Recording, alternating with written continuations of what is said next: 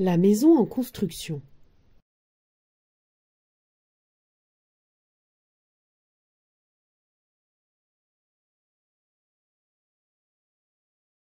La maison en construction de Christine Bégel et Christine Détour aux éditions L'Élan Vert.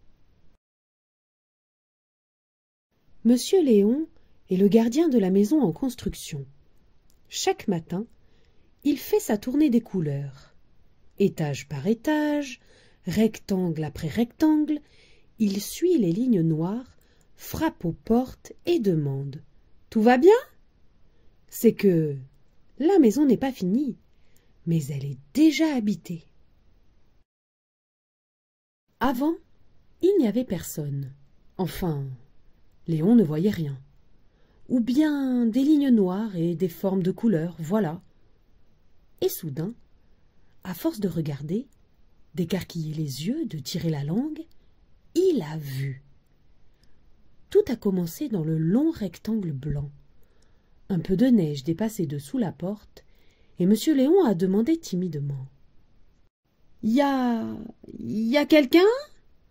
Je peux entrer ?»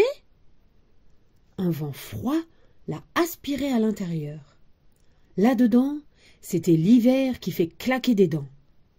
Et pourtant, c'est fou ce qu'il y avait comme monde chez les Leblanc.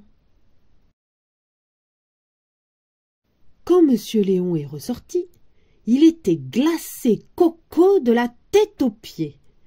Il s'est dit que peut-être, dans le rectangle d'à côté, il faisait plus chaud. Et est-ce qu'il y avait quelqu'un aussi? Il a poussé la porte noire et...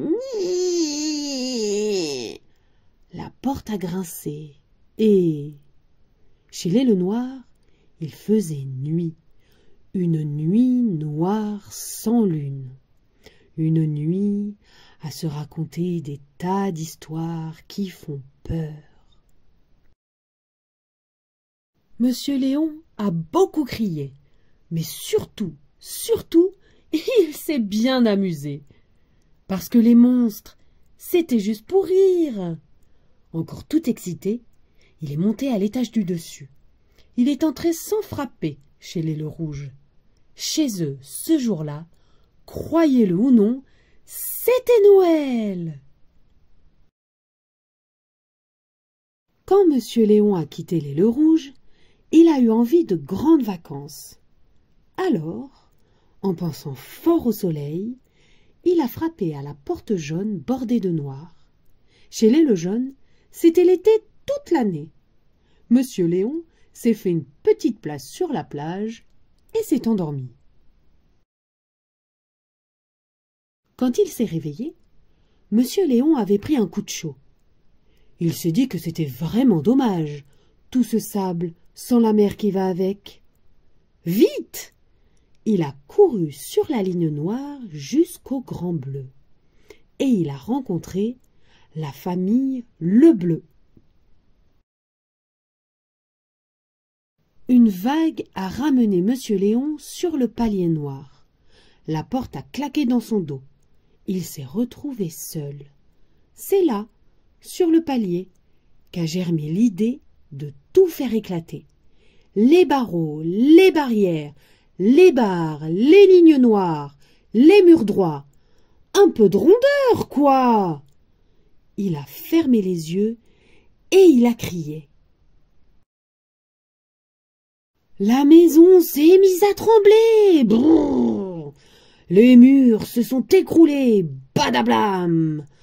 Alors, les Le Blanc, les Le Noir, les Le Rouge, les Le Jaune, les Le Bleu sont sortis de chez eux. Et certains se sont mélangés.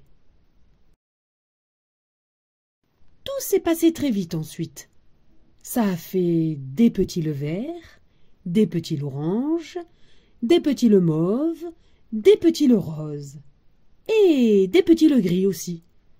Des minuscules, des gros, des mous, de n'importe comment. De toutes les formes possibles et imaginables. Oui, mais le bonheur a été de courte durée. Et notre maison ? Ils voulaient tous leur carré de couleur, leur petit rectangle de paradis à eux, rien qu'à eux. Et Monsieur Léon a dû reconstruire. Il a remis des lignes noires dans la maison. Clic-clac, patouche, secret défense. Impossible de voir à l'intérieur de nouveau. Monsieur Léon soupire en faisant sa tournée, étage après étage. « Tout va bien ?» demande-t-il en frappant chez les Lebleu.